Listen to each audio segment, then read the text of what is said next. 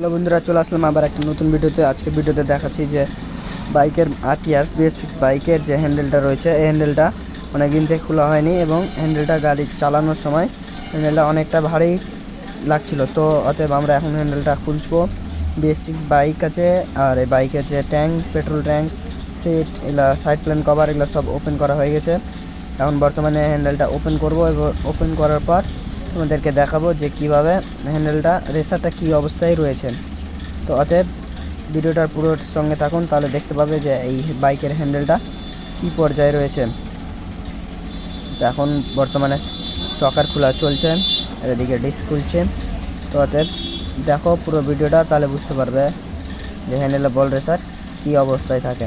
এটা BS6 বাইকে কম করে পেট্রোল ট্যাঙ্ক ওপেন করার সময় যে পেট্রোল ট্যাঙ্কের পাইপ রয়েছে, ওই পাইপটা কিন্তু খুব সাবধানতার সাথে খুলতে হবে।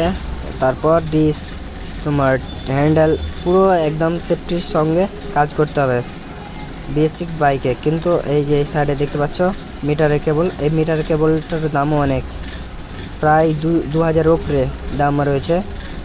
এবং কিছু একটু লিকেজ হয়ে গেলে কিন্তু এটা ABS ব্রেক সিস্টেম আছে, তো এটা খুব সাবধানতার সাথে কাজ করতে হবে। BS6 বাইক তোমার ডিস্ক বলো, তোমার পেট্রোল ট্যাঙ্ক, হ্যান্ডেল, এমন হ্যান্ডেল খুব সাবধানের সাথে কাজ করতে হবে। এই কারণে যদি কারণবশত যদি টাল থেকে যায়, তাহলে কিন্তু আবার দুবার হ্যান্ডেল খুলতে হতে পারে। অতএব কাজ করার সময় খুব একটা সাবধানতার সাথে কাজ করবেন, এটাই বলতে চাই আমি সব মিস্ত্রি বাইকে। তো অতএব চলো, এখন খোলা হয়ে গেছে, এখন দেখা যাক কী পর্যায়ে রয়েছে। ভিডিওটা পুরোটা দেখবে, তাহলে বুঝতে পারবে।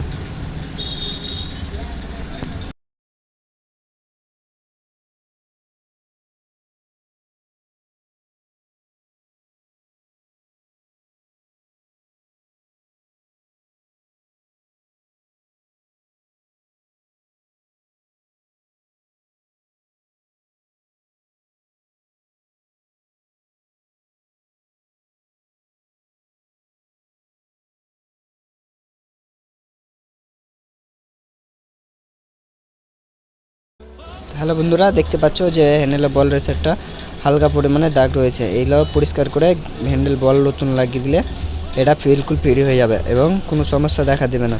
তো অতএব আমি এখানে নতুন হ্যান্ডেল বল রেসার না লাগিয়ে বল লাগিয়ে শুধু চেক করে লাগিয়ে দিলাম, বাস এটা প্রপার কাজ করবে। তো অতএব এরকম ভিডিও দেখতে হলে আমার চ্যানেলটা সাবস্ক্রাইব করে পাশে থাকবে।